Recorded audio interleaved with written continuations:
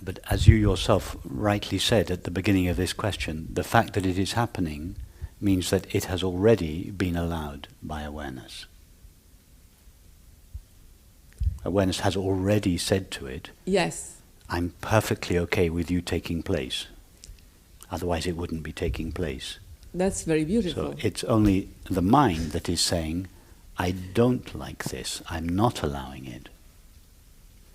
So you have the choice to stand either as the mind or to stand as awareness.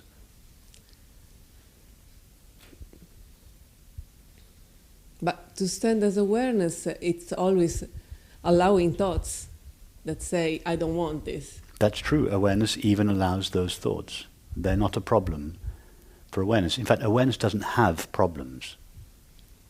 In order to have a problem, we have to resist the situation. When I say a problem, I'm not suggesting that I mean to suffer. Awareness doesn't suffer. Awareness cannot suffer. Because in order to suffer, we have to say, I don't like this. And what is the suffer then? The suffering is the thought and the subsequent feeling, I don't like this. I don't like what's going on. Just take any situation. Imagine a situation that would normally make you suffer. Problems in a relationship or at work, or we all know the kind of things. Just remove the thought from that situation that says, I don't like what's going on. I don't think this should be happening. Just remove that single thought. What remains of the suffering?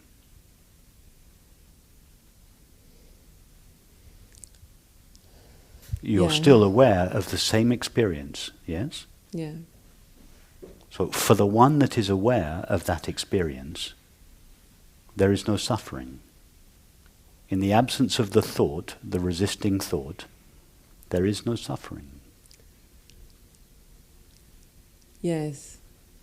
It doesn't mean, though, that there are pleasant feelings or sensations. No, but I'm not talking about pleasant and unpleasant sensations. When you have a toothache, it's a very unpleasant sensation. It's meant to be unpleasant. The unpleasantness is the intelligence of the body telling you to take it to the dentist.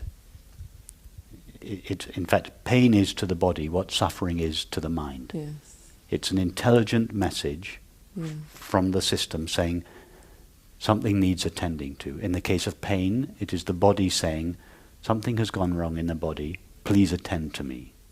Suffering is exactly the same as pain, but in relation to the mind rather than the body. And suffering is always the message contained, the essential message contained in suffering is always the same. You have mistaken yourself for a fragment. For a fragment, a part. A separate self. That is the essential message that all suffering delivers. Irrespective of the packaging that the message comes in. The packaging varies from case to case, but the essential message, and it's not, the suffering is not a punishment. It's a message. It comes from the intelligence of the system, just like pain comes from the intelligence of the body. Yes. The suffering is saying, just stop. Pause. You have forgotten who you truly are. You've mistaken yourself for a separate entity. Yeah. And you said also, dive into the experience, like feel it. Yeah, yes. That's. I know, because sometimes it happened, but in the face of extreme, like, how do you dive into a panic attack? Let's take the experience of depression, because it's a more sustained experience. Take you're feeling depressed. Now go so deeply into that experience. Open yourself so deeply to that experience that there is not the slightest trace of resistance in you to it. Yes, so you're feeling it, just fully feeling it without resistance. Yeah? how would you know that it was depression? In that case, if you were just fully open to it, fully feeling it, how would you even know to call it depression? You wouldn't. At that moment, the depression would be transformed.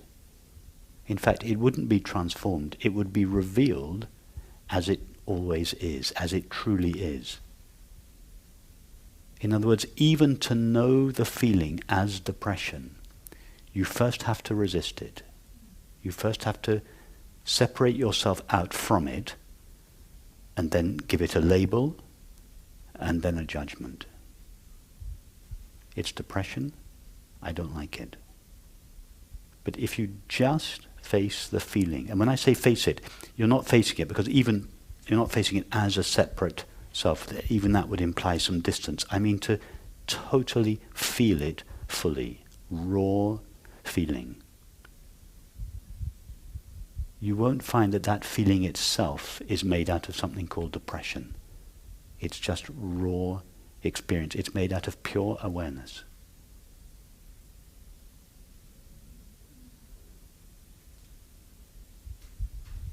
And that is where the peace lies, right when you're so close to the experience that you can't separate yourself out and name it or judge it.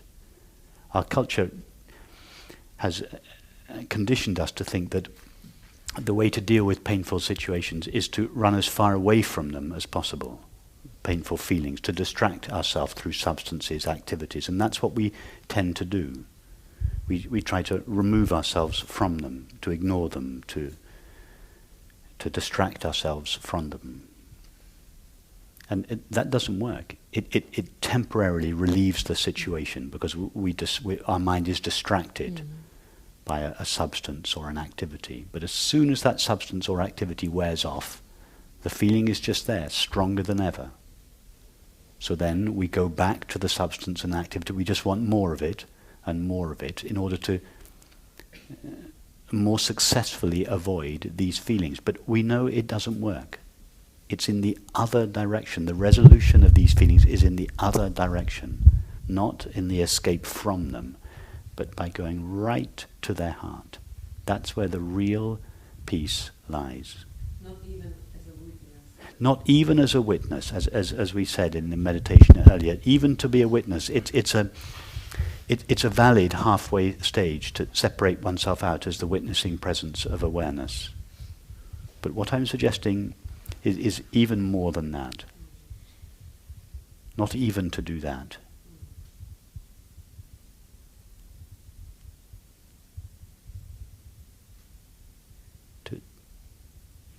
To stand as the witness of our suffering. It doesn't go far enough.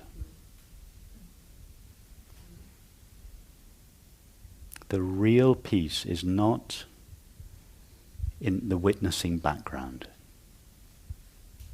It's in the heart, right at the heart of it. And there you find the same presence there as is present in the witnessing background. It's not two different presences. But the way to find that is right in the heart of experience.